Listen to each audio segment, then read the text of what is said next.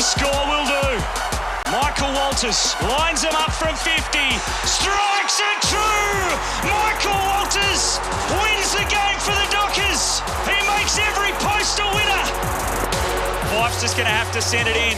It's a tumbling, terrible kick, but it works out brilliantly. Guess and who? 2 weeks in a row, could he be the man, Michael Walters, to try and win the game? Well, he hit the post last week. That's not going to pay the bills today. This is huge. Everyone talks about the physical side of the game, but the mental side, to go back and kick a winning goal, doesn't matter what distance, what angle, he's mentally tough. Michael Walters, for the second week in a row, with a kick right at the death to try and put his team in front, and he steps up again. The boys told me there's only, not much long to go, so I just went back and, routine stands up under pressure, and I thought I did that. And for the second week in a row, Fremantle have snatched the win. He did rather definitively answer the question, who would you like kicking for your life, when you're doing it 2 weeks running. Michael Walters. They were the biggest winners of the weekend. Oh, they were. It was a fabulous game of footy. Fabulous. Yeah, I loved it. We're just talking to... We never say this, but we're just talking about Brad Hill, weren't we? Watching the highlights. The dual threat of Walters and Hill on the MCG was something to behold. Imagine if they had Stephen Hill at full flight. Yeah. Those three runners with Wilson. Wilson carved them up coming out of the back. Brad Hill, Dermot Breton spoke about Brad Hill the week before. He said he will decide this final quarter with his gut running.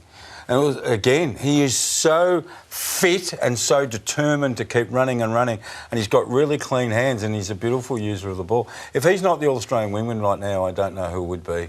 He is just fantastic. To see Ross Lyon makes a mockery of what I've just said, seeing him so happy on the field and in the box. He's invested there. The players are happy. Fife at full flight. Fife v Pendlebury on the weekend, Jared. It was such a delight to see. Who would you give him votes? I actually win my tackle today. Yeah, I would have had Fife marginally ahead of Pendlebury, but I had Hill clear of them both. And I would have had Walters in that mix as well. I was absolutely captivated by the two of them and the way they worked in tandem. So they're 9th, they're 6 and 5. They've beaten the Giants in Canberra and Collingwood at the MCG. If they defend the fort at home, they're seeing finals from here. Yeah, they are. Well, they're good with Adelaide. And Adelaide were lucky on the weekend. They could have been sitting 8th if either Max Gawn or Sam Wiedemann kicked a goal.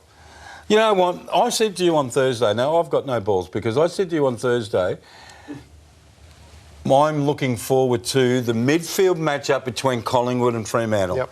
And I'm not saying how great's that, because I didn't have the courage to tip them.